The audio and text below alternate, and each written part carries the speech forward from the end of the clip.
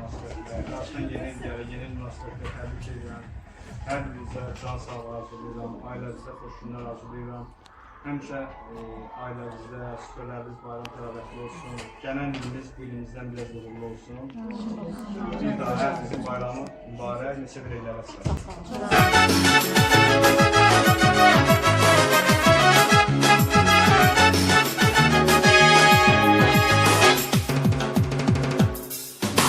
Ötür iller, fəsillər, günlər dönüp aylanır ömrümüze bu akşam bir gelecek boylanır. Ötür iller, fəsillər, günlər dönüp aylanır ömrümüze bu akşam bir gelecek boylanır.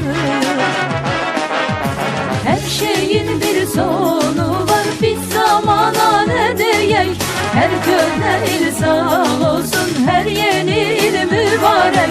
Yakın gelin dostlar, sıkak vaxtın elini, yola salak gideni, karşılayak geleni.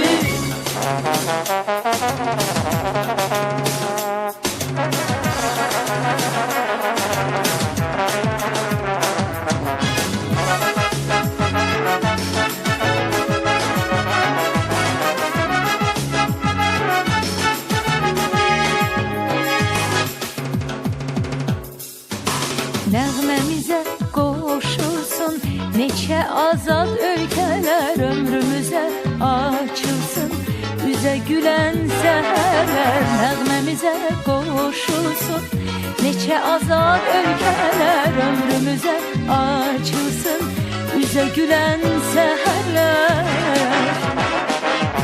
Her şeyin bir sonu var, bir zamana ne diyek. Her köhne il sağ olsun, her yeni il mübarek. Yakın gelin dostlar, sıkak vaxtın elini, yola salak gideni, karşılayak geleni.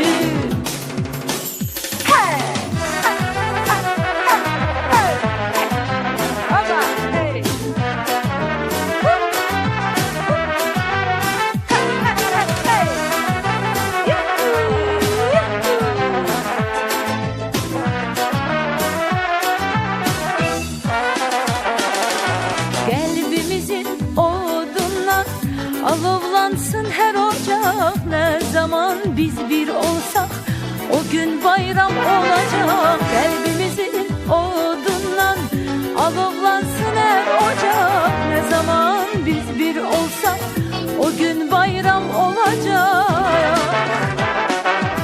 Her şeyin bir sonu var, bir zamana ne diyek. Her köhne il sağ olsun, her yeni il mübarek.